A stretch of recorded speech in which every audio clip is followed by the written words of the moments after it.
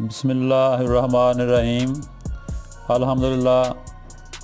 अज असी मशक नंबर 6 और तोएं अलफ्ता की मशक करांगे ताकि ये शुरू कर रहे हैं। 5 मशकां साड़ियां अल्हम्दुलिल्लाह मुकम्मल हो गई ने। टोटल जिहड़ियां ने 11 मशकां ने। जिहड़ा बच्चा या जिहड़ा भी शौक रखदा लिखाई नूं दुरुस्त करने वास्ते वो ये 11 मशकां अगर कर लैंदा ना तो उहदे वास्ते कोई मसला नहीं। उहदे वास्ते हर हरफ जिहड़ा आसान हो जाता वा। उहदे पैबंद लगाउणा, उहदे लफज़ की शनाख्त तो उहदे वास्ते बहुत आसानी हो जाती है। तो अल्हम्दुलिल्लाह असीं अज 6वीं मशक जिहड़ी है ना वो कर रहे हैं। उहदे च तोएं दे नाल अलफ किद्दां लगाउणा, तोएं नाल बे किद्दां लगाउणी, इदां ये सारी मशक होएगी। मैं शुरू करना। बिस्मिल्लाहिर्रहमानिर्रहीम। अज साडा सबक है जी सबक नंबर 52। नवीं मशक आ अगली तोएं अलफ्ता दी। तोएं दे नाल अलफ किद्दां लगाउणा है।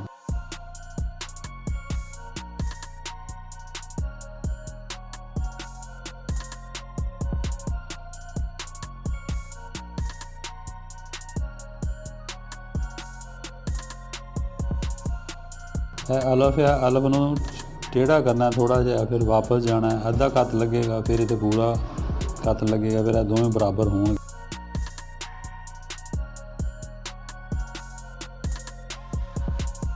मशकां जिहड़ियां लंबा जरूर है। इहदा यह है कि जो तुसीं मशकां सारियां कर लैणियां ने फिर तुहाडे वास्ते कोई लफज़ जिहड़ा वो मुश्किल नहीं रहेगा।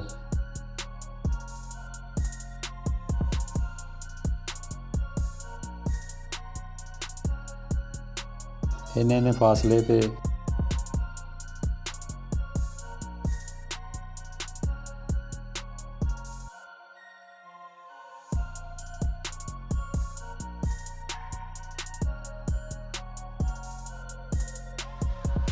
क्योंकि पहले असीं जिहड़ी तोएं लिख चुके हैं वो चीज़ है, इत्थे तक भी वही है। फिर इत्थे आण के कलम उहदे हाफ लगदी है, इत्थे पूरी कलम ला के इन्हें उपर जाना हुंदा।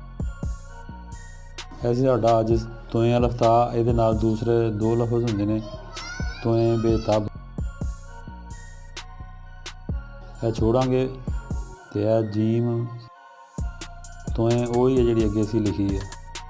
सिर्फ थोड़ा जिहा उपरों शुरू करके ਇਹਦੇ ਉੱਪਰ ਬੇ ਰੱਖਣੀ है।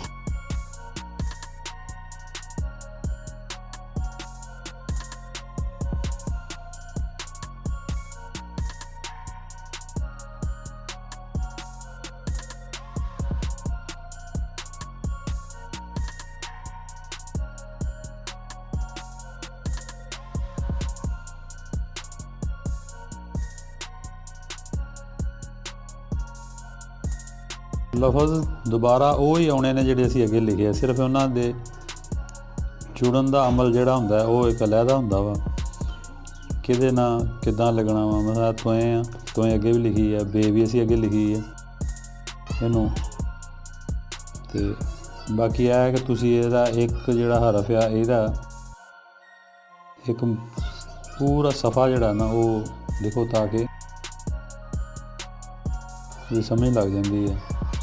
यह जिहड़ा सी अज दा साडा तोएं अलफ्ता और तोएं बेतब।